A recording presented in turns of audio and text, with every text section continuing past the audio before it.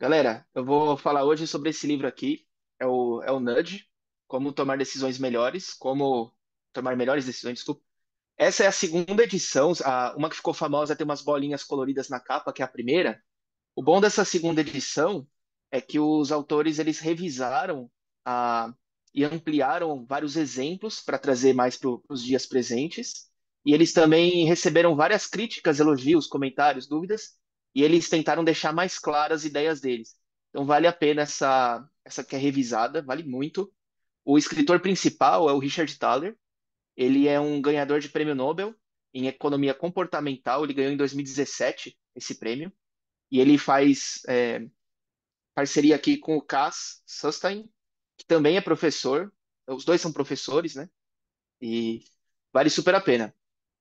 Eu vou contextualizar o livro com três ideias principais, que eu acho que vale daqui para frente, qualquer exemplo que for dar vai ser baseado nele. Que um deles é o próprio termo que dá nome ao livro, que é o nudge. Que o nudge nada mais é do que um empurrãozinho, é uma forcinha. Esse é a tradução ao pé da letra. A, bem ao pé da letra mesmo, é quando você está do lado de alguém que você dá aquela cutucadinha, vai lá, vai lá. É aquele incentivo. E nas palavras dos autores, para ser considerado um nudge, essa intervenção tem que ser barata e fácil de evitar. Um nudge não é um imposto, uma multa, um subsídio, uma proibição ou uma ordem. Então, ele realmente é algo simples que pode facilitar.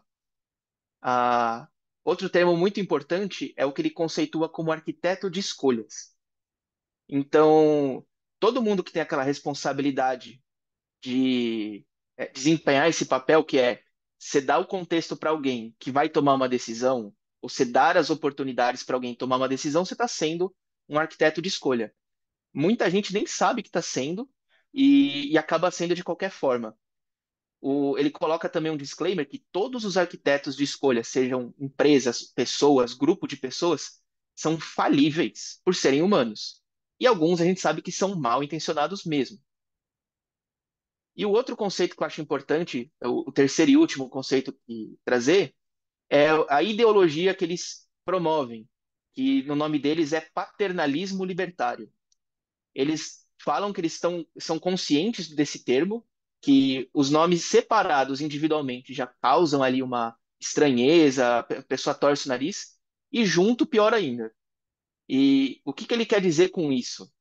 Eles dizem que ó, o nosso objetivo é ajudar as pessoas a fazerem as escolhas que elas fariam se estivessem prestando plena atenção, tivessem todas as informações necessárias, habilidades cognitivas ilimitadas e total autocontrole. É difícil, né? Mas essa é a intenção.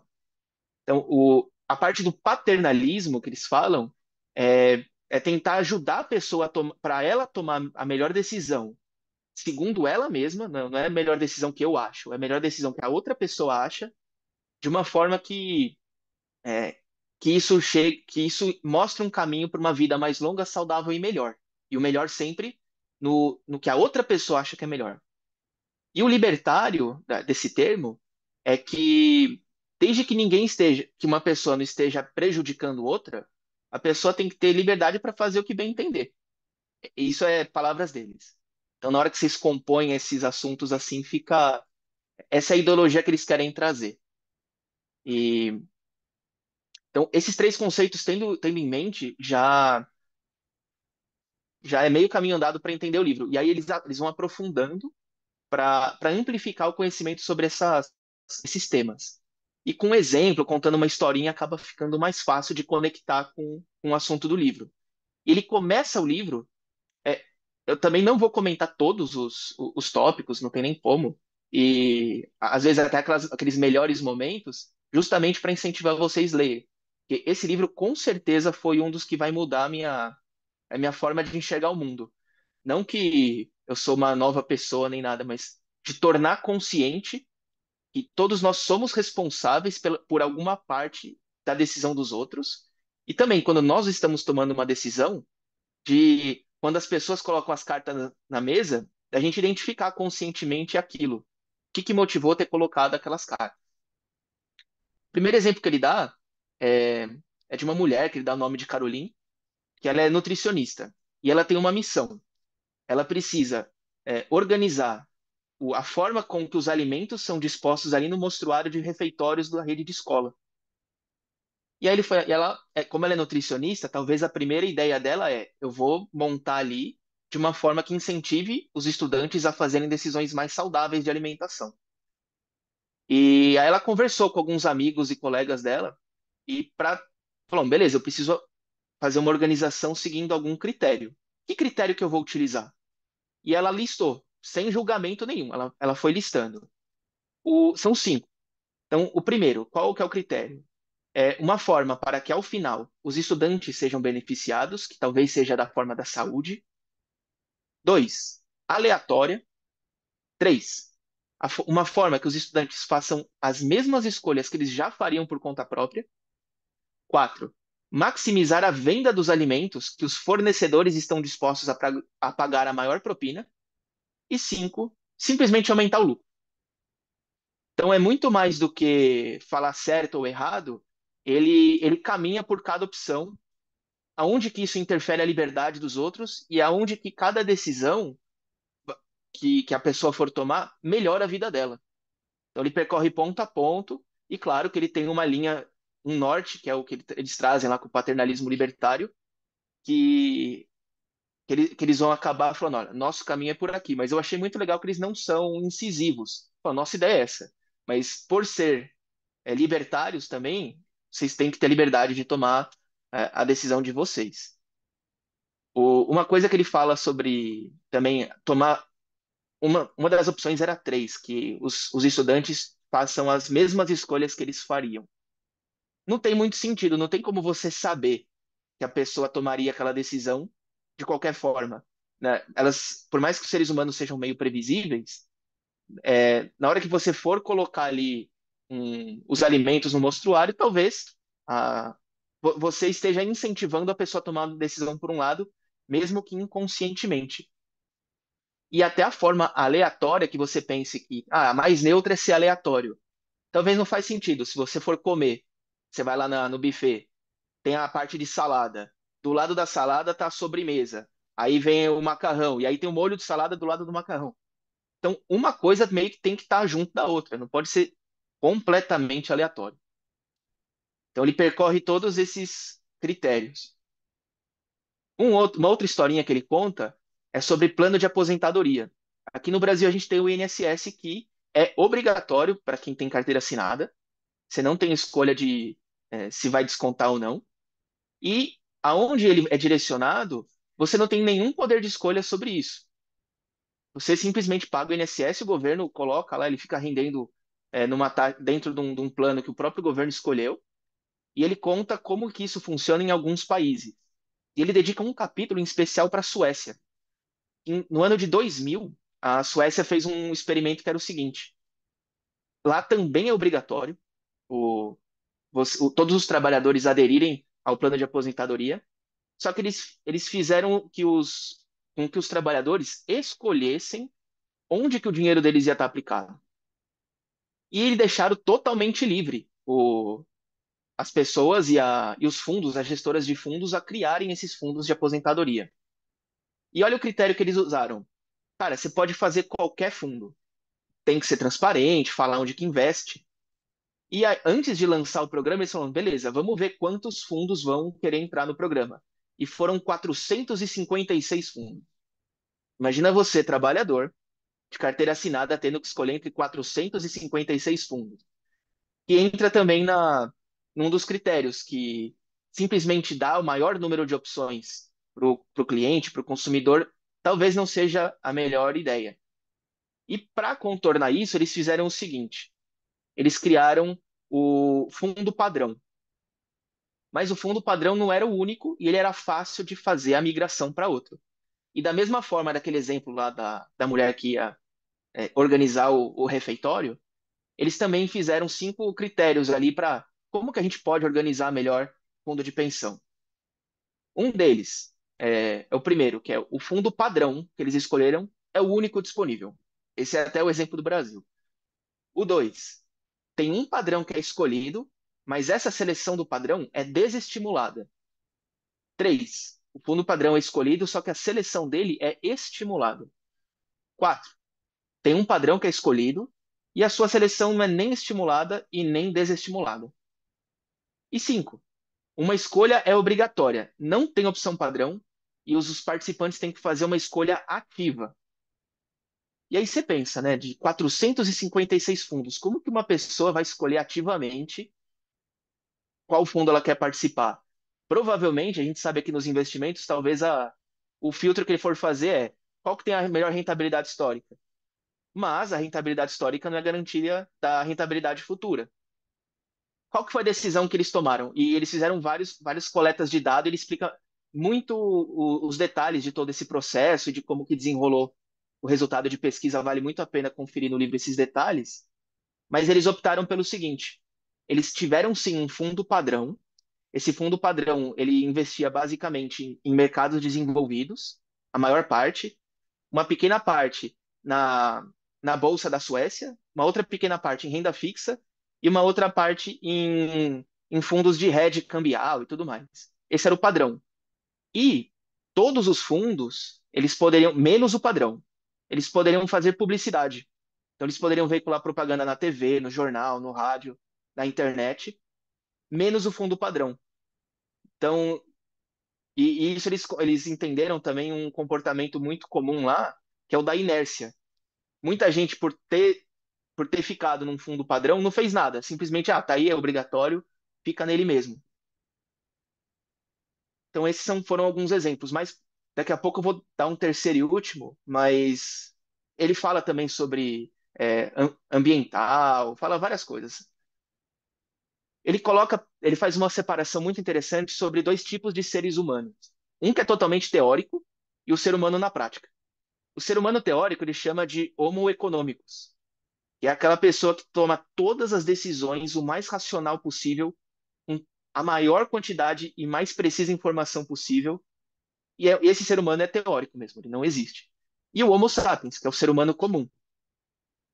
Só de você saber que nós temos alguns vieses, não impedem ninguém de cometer esses vieses.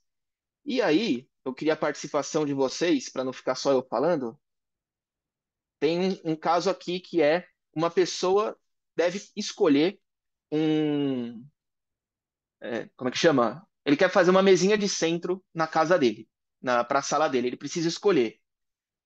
E qual dessas duas mesas vocês acham que é a melhor escolha para uma mesa de centro na casa?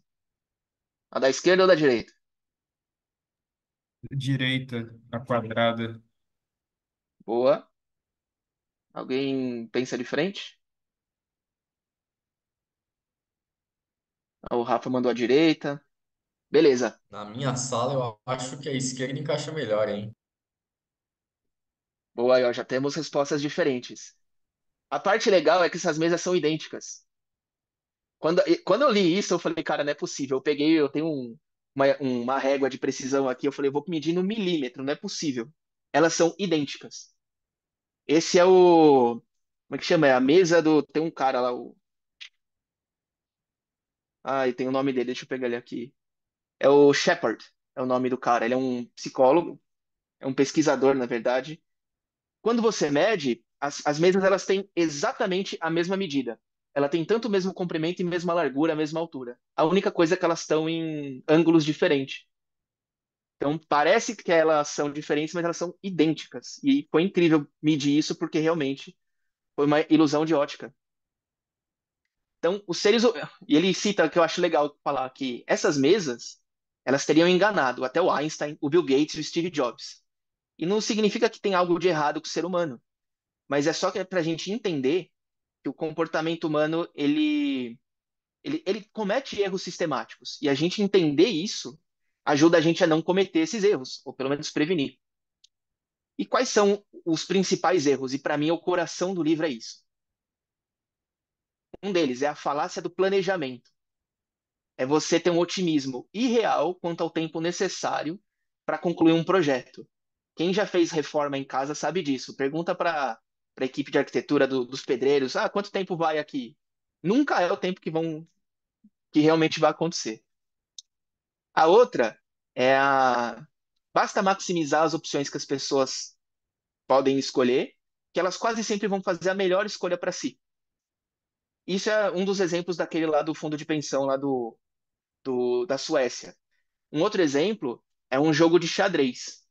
Se você que sabe ali mais ou menos as regras for jogar com um profissional, qual que é a chance de você ganhar dele? Se você tem ali um tabuleiro com N opções. Se você não conhece, não tem dica de alguém que já trilhou aquele caminho, fica difícil você tomar as melhores decisões de verdade. Um outro deles é a tentação. E essa empolgação, que ele chama de um estado de quente ou frio, ela varia com o tempo.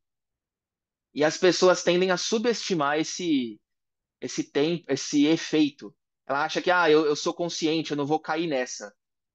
Ele dá um exemplo de um jantar, que primeiro, ele chamou os amigos para jantar na casa dele e tal, e ele coloca ali uma mesa com castanha e uns vinhos.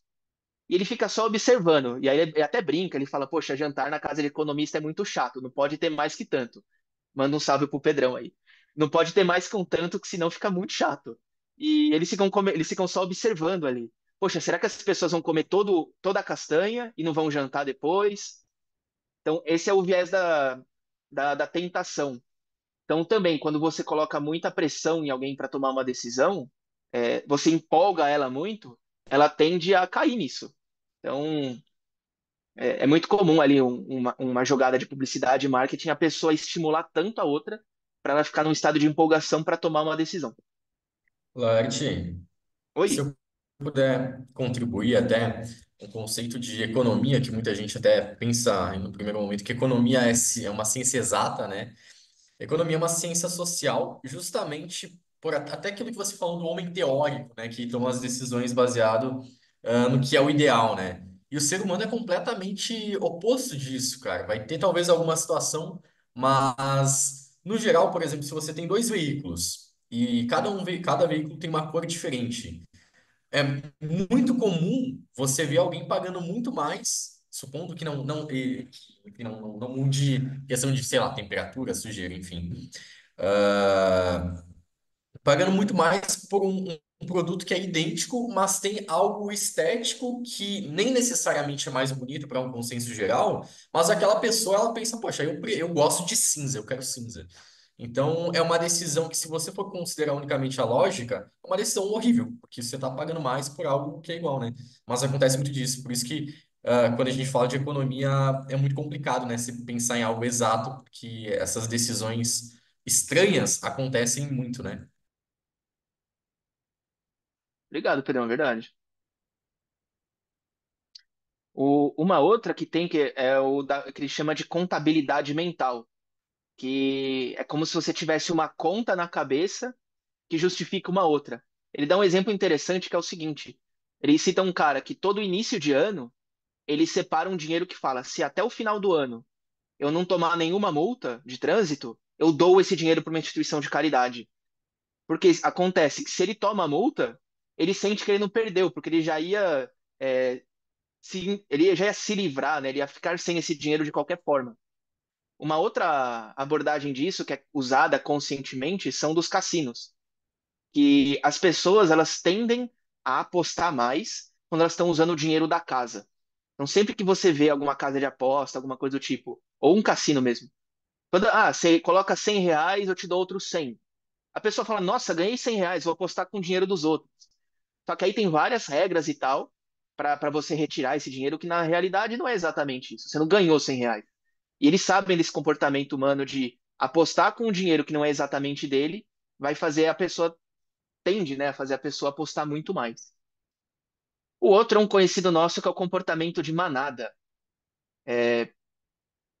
E aí ele fala, né, por que que a gente tende a ser influenciado pelos outros? Ele cita alguns exemplos aqui do tipo, caso todas as outras variáveis se mantenham iguais, por exemplo, adolescentes que veem outras adolescentes ficando grávidas têm mais probabilidade de engravidar.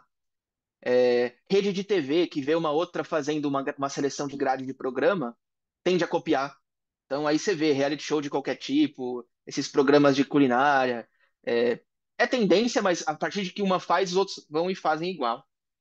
Então, para não ficar só lendo, um que é muito, também é muito emblemático, é aquele exemplo da roupa nova do imperador.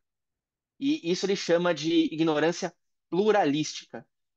A roupa nova do imperador é aquela historinha que fala do que o rei ele pede para fazer uma roupa com os fios mais nobres e tal, e o cara pede ouro para fazer o fio para ele da roupa, e na realidade o cara não dá a roupa, engana todo mundo, e ninguém quer falar pro rei, e o rei não quer parecer bobo na frente dos outros, então todo mundo concorda que ele tá realmente vestido com uma roupa muito bonita, e todo mundo entra naquele acordo. E uma criança pega e fala: Nossa, o rei tá nu. Nesse momento, ela saiu da manada, e aí outras pessoas falam: Beleza, realmente, ele tá. E aí que eles perceberam isso. Tem um outro. É muito legal que tudo que eles falam que é uma pesquisa, isso eu valorizo muito num livro. No final do livro, eles sempre citam qual pesquisa é, eles colocam o link para você ver. Então, cada capítulo eles vão referenciando. Eu valorizo muito isso no livro. E uma delas era, eles reuniram republicanos e democratas nos Estados Unidos, né? Não políticos, mas pessoas dessa ideologia política. E eles fizeram dois experimentos. Um deles era falar individualmente com essas pessoas, e o outro era pôr todo mundo na mesma sala e fazer as mesmas perguntas. E aí eles faziam perguntas que até tinha um viés mais político por trás, mas ele não era tão óbvio. Por exemplo, se as empresas precisam ser tributadas no país de origem ou no país onde a receita é gerada. Então, assim, não é muito óbvio qual viés político vai para cada caminho. E acontecia o seguinte, que quando era individualmente feita essa pergunta, as respostas tendiam para uma média. Os dois grupos mais ou menos respondiam a mesma proporção. Só que, quando era feita essa mesma pergunta num grupo aberto, normalmente sempre tem quem responde primeiro, e quem respondia primeiro tendia a fazer com que quem era do mesmo grupo de ideologia política dele concordasse e quem era contra rejeitasse. Então, isso eu achei muito curioso também, achei bem legal. Outro exemplo que eu achei muito legal foi do que chama de um conceito na Arábia Saudita que chama de tutela, em que o homem ele tem que aprovar se a mulher pode, que a esposa dele pode trabalhar fora ou não. E quando feitas as perguntas de forma individual, as pessoas eram os maridos, eles realmente achavam que a mulher podia ter esse direito, ele não precisava ele ter que aprovar. Só que quando perguntavam para ele se o que ele achava que a maioria pensava, ele dizia que a maioria pensava que não, que o marido precisa sim dar o aval para se a mulher trabalha ou não fora de casa. E aí eles fizeram com o grupo mais jovem de esclarecer. E aí é um exemplo até do nudge que ele fala, né? O que o nudge tem a ver com tudo isso? Dele pegar e falar para esse grupo, falar, ó, gente, individualmente vocês responderam isso. Então, não é o que a maioria pensa. Vocês acham que a maioria pensa isso, mas na verdade não. E aí mais mulheres ali daquele grupo, desse grupo, acabaram aplicando para trabalhar fora de casa. E um outro dele é o reforço positivo, que se você quer chamar atenção para algo, para que as pessoas façam algo, não adianta você falar, olha, se você não fizer, você vai se prejudicar. Aí até conecta com aquilo que o Rufino tinha falado, que é testar uma hipótese sobre ir mais para a bolsa e tal, que ele dá o exemplo de governos que precisavam cobrar impostos de pessoas que não tinham pago.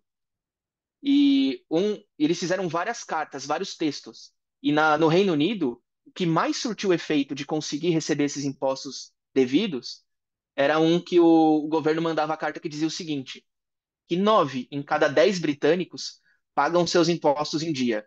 Atualmente você faz parte de uma minoria devedora. Então a pessoa já falou: opa, eu não estou de acordo com a maioria. Isso já gera ali um gatilho nela. E ainda que assim, ele não quer ser reconhecido como alguém que está fazendo algo fora do grupo. Então, essa foi a que mais teve retorno positivo. E a segunda parte são as heurísticas e vieses, que eu achei incrível também, tão importante quanto. E essas são algumas velhas conhecidas de vocês. Gente, eu vou tentar encurtar muito a- as explicações aqui, mas eu espero que consiga entregar a mensagem. Um deles é o viés de ancoragem. E aí eu quero fazer uma pesquisa de público aqui. Pensa que assim, se eu tivesse que perguntar qual que é a população de Juiz de Fora, vocês moram, a maioria de vocês estão em Juiz de Fora, então talvez saiba já qual que é. Se eu não, se eu, a pesquisa estava certa, ela tem um pouco mais de 500 mil habitantes. Agora, imagina que se você faz essa pergunta para alguém de Ubá, para alguém de Governador Valadares e para alguém de BH. Provavelmente, ele faz aqui no livro uma outra cidade americana. Quem está em Ubá, Ubá tem um pouco mais de 100 mil pessoas, 100 mil habitantes. Ele ia chutar, tem duas ou três vezes mais que o habitante. Então, a ancoragem dele foi onde eu moro. Do mesmo modo, quem está em BH, que tem mais de 2 milhões, ia falar, mais ou menos, sei lá, metade, porque Juiz de Fora é grande, e os dois eles iriam estar errados.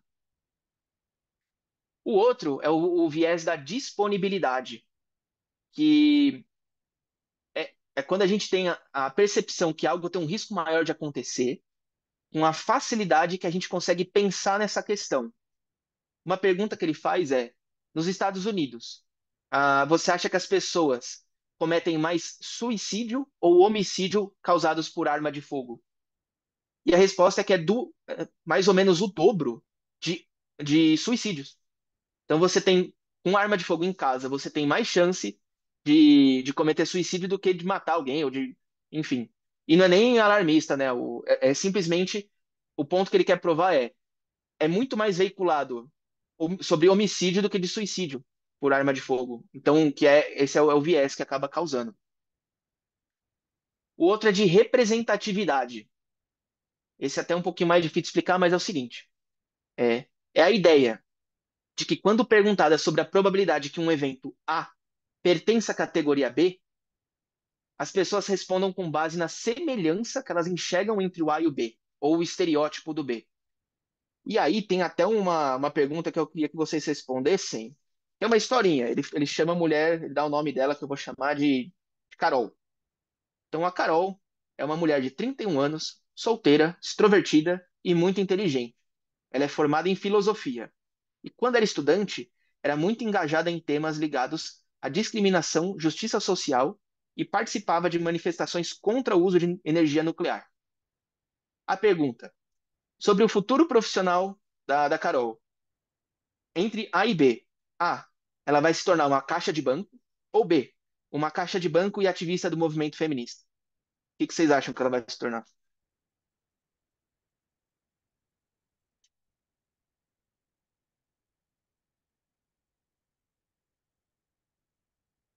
Cara, é genial. Ó. Já teve três respostas, três foram a B. E é incrível isso, porque tá errado. E olha o que acontece. Não é logicamente possível que dois eventos combinados sejam mais prováveis que um evento sozinho. No A, ela só era ela era caixa de banco, sei lá. No B, ela era caixa de banco também e participava de movimento feminista. Então, ela simplesmente pode sim, mas probabilisticamente ela não tem como ser mais algo, sendo que o primeiro grupo também tinha aquilo. Ah, o outro é o otimismo e excesso de confiança, aquele efeito que você acha que você é acima da média. Então, as pessoas tendem a achar que são melhores motoristas, são motoristas acima da média, são investidores acima da média, e se ela abrir uma empresa, a empresa dela não vai falir, que as notas que ela for tirar ali na sala de aula vai ser a melhor da sala. Outro é a perdas e ganhos, a aversão à perda. Então, a perspectiva de perder algo deixa uma pessoa em volta de duas vezes mais triste do que a perspectiva de ganhar a mesma coisa. Eu lembro na faculdade que um professor me falou isso, ele até brincou, ele falou, se você quiser fazer mal para alguém, faça aos poucos, que dói mais. Então, primeiro que, se você tomar uma multa de trânsito de R$ 500, vai te deixar puto. Muito mais puto em termos de intensidade do que se você ganha um prêmio, alguma coisa de R$ 500. Em intensidade, a multa de trânsito vai te deixar mais triste. E duas multas de 250 vai te deixar mais triste do que uma só de 500. O outro é o viés do status quo, que é a tendência de manter na situação corrente. E isso é muito usado, por exemplo, por Netflix e outras empresas de streaming. Só de manter você naquele loop de play automático, te faz gastar mais energia parar aquilo do que ficar vendo. Outro exemplo clássico é a renovação automática de serviço de assinatura. Então dá mais trabalho você ir lá e cancelar do que simplesmente ficar pagando. O outro é o viés de enquadramento, depende de como as informações são colocadas, a pessoa pode ou não tomar certa decisão. O exemplo que ele dá são dos médicos. E se o paciente está prestes a fazer uma operação, ele e pergunta qual a chance de sucesso. E o médico A fala: olha, 90 a cada 100 pacientes que passaram por isso estão vivos após 5 anos. E o outro médico fala: olha, 10 de cada 100 desses pacientes que passaram por essa operação morreram após 5 anos. Estatisticamente é a mesma informação, só que a tendência de você aceitar você é mais propício de aceitar, depende de como é colocada a informação. E aqui eu sei que eu estou falando de um livro, mas eu recomendo muito outro livro. Chama Como Mentir com Estatística. Ele é muito fácil de ler também, e ele dá vários exemplos disso, de como você, ao jogar com números e a forma com que você coloca, faz as pessoas terem outra interpretação. E aí ele fala também que a gente acabaram os vieses, né? E os vieses acontecem porque a gente tem dois sistemas básicos de pensar. Um é o sistema automático e o outro é o sistema reflexivo. O sistema automático ele é rápido e intuitivo e o reflexivo ele é mais lento e faz você pensar mais. E esse sistema está pensado e explicado muito por outro ganhador de prêmio Nobel, que é o Daniel Kahneman. Tem o livro Rápido e Devagar. Ele ganhou em 2002 esse prêmio, também por economia comportamental. E aí, mais um experimento com vocês. Já vai abrindo o microfone já. Somados, você vai numa loja de esporte, você vai comprar um taco e uma bola. Somados, a conta final deu 1,10. Só que o taco, ele custa $1 a mais que a bola. Quanto custa a bola? O total deu 1,10. O taco custa $1 a mais que a bola. Quanto custa a bola?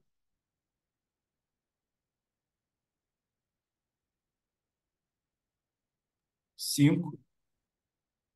Boa. Normalmente as pessoas falam 10. E se fossem 10, se é $1 a mais, a conta final ia dar 1,20. A resposta é 5. Aí 5 centes a bola e 1,5 o taco. O final deu 1,10. Então, alguns exemplos de nudge. O GPS. O GPS ele é o exemplo, acho que mais fácil da gente entender. Ele aponta uma direção que vai te fazer economizar tempo, combustível, então ressabiado. Eles vão economizar tudo, mas você tem total liberdade de falar, cara, esse caminho aqui o GPS está viajando, vou fazer a minha escolha. E o GPS não vai te multar, não vai gritar, não vai fazer nada com você. Aqueles lembretes de notificação de compromisso, checklist e alguns mecanismos à prova de erro. E até eu sou da indústria, tenho passado, eu trabalhei muito em montadora e autopeça, a gente chama isso de Pokayoke. Não tem como você errar. Tipo, é aquela coisa de ter a bolinha e o quadrado. Tipo, cara, impossível você errar. E ele cita um exemplo disso, que é o erro da pós-conclusão, que muitas pessoas faziam. E o exemplo que ele deu, não sei se todo mundo pegou essa época, é de fazer saque no caixa eletrônico. Ele falou, antigamente, as pessoas esqueciam muito o cartão dentro do caixa eletrônico. Porque ela colocava o cartão, digitava a senha, pegava o dinheiro, ela saía com o dinheiro embora, deixava o cartão lá. E o dispositivo à prova de erro você só consegue fazer com que o dinheiro saia se você puxa o cartão. Vai fazer a pessoa não esquecer. Uma outra forma de nudge para ajudar as pessoas a tomar a melhor decisão ele dá o exemplo da loja de tinta. Ela tem um catálogo com centenas de cores. E nome de cor, quem já foi pesquisar nome de cor de tinta é uma maravilha. Eles têm uns nomes que você não faz ideia. Falou, se a gente fosse organizar essas cores em ordem alfabética, cara, a ordem alfabética talvez faça sentido num dicionário, mas uma cor não, né? E aí ele fala sobre paleta de cor e tem aquelas, nem sei se dá pra ver, mas tipo, tem a souvenir lá que ela tem por paleta de cor e tal. Minha esposa é arquiteta, então por isso que tem um fácil aqui. E talvez seja a melhor forma de você organizar a informação para a pessoa tomar a melhor decisão. Poxa, se eu quero um azul, vai ter 59 azul diferente, mas pelo menos eles estão todos juntos. O outro é o caminho de menor resistência. Então, se você deseja incentivar que a pessoa tome uma decisão, facilita. E uma coisa é a melhor decisão, mas você pode fazer isso para o mau caminho. E aqui é um exemplo clássico eu tentei até achar essa foto na internet, mas não achei. Em 1938, a Alemanha foi fazer uma votação pública para saber se as pessoas estavam de acordo, sim ou não, em incorporar a Áustria ao Reich alemão. E olha a cédula dela. Você é a favor ou contra? Então, o sim está centralizado e tem uma bola enorme. Isso é real, gente. É uma bola enorme no meio da cédula de votação. E o não está ali no cantinho, uma bolinha. Isso foi pensado para as pessoas tomarem essa decisão propositalmente. Se era bom, se não era ruim, não importa. Pro nosso exercício aqui. Mas é uma forma que quem desenha cédulas de votação, quem faz ali uma votação, uma pesquisa, na forma de perguntar, faz total diferença a forma que ela pergunta. Então, isso até é uma coisa importante da gente parar para pensar. Se a gente recebesse uma pergunta feita de uma outra forma, será que a gente responderia a mesma coisa? Agora, o último exemplo de nudge eu acho muito legal. É você tornar isso divertido. A tomada de decisão divertida. E ele dá um exemplo que eu acho muito legal de um livro do Mark Twain, que é do Tom Sawyer. Ele fez alguma arte lá na casa dele lá e a tia dele deu um castigo para ele que era o seguinte: você não vai brincar com seus amigos, você vai ficar na frente da casa pintando a cerca. E eles vão passar lá e vão te ver. E você não vai brincar com eles. Ele, muito esperto, fez o seguinte: ele fingia que ele estava fazendo aquilo com a maior diversão possível, que aquilo era muito gostoso, a ponto dos amigos deles passarem, dos amigos dele passarem, "Ô, vamos brincar?" Ele falou, cara, não dá, eu tô fazendo algo muito mais legal. Tô pintando a cerca aqui. E aí a pessoa falou, cara, que estranho, eu também quero. E o cara passou comendo uma maçã. Ele falou, deixa você pintar se você me der só a maçã. Então a pessoa não só fazia isso, como ela até estava disposta a pagar algo para aquilo. E aí eu até brinquei ali de propósito no grupo, que eu fiz uma brincadeira lá que eu falei que seis a cada, é, seis a cada meia dúzia de pessoas ficam arrependidas de não participar desse conteúdo. Então eu fiz um nudge com vocês para trazer a pessoa para ver o conteúdo. E existe o contrário, tá acabando. Existe o contrário do nudge, que é o sludge, que ao pé da letra sludge é lixo, é lama, é lodo. E mais pela rima, eles adotaram essa palavra. E um exemplo clássico do nudge é burocracia, dificuldade, assimetria entre a facilidade de aderir a algo e a dificuldade de cancelar algo. Uma assinatura é um belo exemplo. Por definição, ele fala que é qualquer aspecto da arquitetura de escolhas que gere atrito e dificulte a vida das pessoas que desejam alcançar um resultado que vai torná-la melhor. Cara, eu quero economizar dinheiro, eu quero cancelar esse serviço. E aí ele cita um exemplo de que para você aderir ao serviço você faz internet, mas para cancelar às vezes você tinha que ir presencialmente lá. E um exemplo que eu achei muito legal é o que eles fizeram uma pesquisa sobre reembolso. Você comprou, sei lá, um alimento vencido, ou ele estava estragado, alguma coisa mesmo dentro da validade, e as pessoas em geral, elas superestimam a capacidade delas de receber esse reembolso. A empresa ela dá as condições, ó, você precisa recortar o código de barra, a data de validade, mandar a carta, não sei o quê. Aí ele perguntava para as pessoas: quanto que você acha que é a chance das pessoas realmente irem atrás, fazer todo esse processo e receber o reembolso? As pessoas, na pesquisa, era de 80% a expectativa. A realidade é que no final, 30% das pessoas realmente conseguiam. E só simplesmente de, de melhorar o processo. Lembrete não funcionava, ó, gente, tá acabando o tempo, vocês têm 30 dias para fazer, agora falta 15. Só o lembrete não era o suficiente. Agora, quando facilitaram, por exemplo, colocar na internet, você não precisa mais recortar nada, simplesmente uma foto, de 30 passou para 54%. E por fim, os autores eles apresentam um filósofo americano chama John Rawls. Eu pessoalmente não conheci, então para mim, se eu tivesse que colocar uma nota de rodapé no livro, seria sobre os conceitos que esse filósofo coloca. E são dois que eu achei muito legal. Um deles chama O Véu da Ignorância. E ele fala desse conceito dentro de um capítulo que ele fala sobre doação de órgãos. Sobre doação de órgãos, ele divide as pessoas em três grupos principais. Uma é de quem é potencial doador, o outro grupo é de quem é o potencial receptor, e o terceiro grupo, que ele fala que é muitas vezes negligenciado, é o da família das pessoas que podem ser doadoras. O que ele traz de semelhança do conceito do véu da ignorância do John Rawls é o seguinte: se todas as pessoas não soubessem em qual grupo ela estaria, em qual papel ela estaria desempenhando, será que ela tomaria a mesma decisão na hora de escrever política pública, regra, regulamento?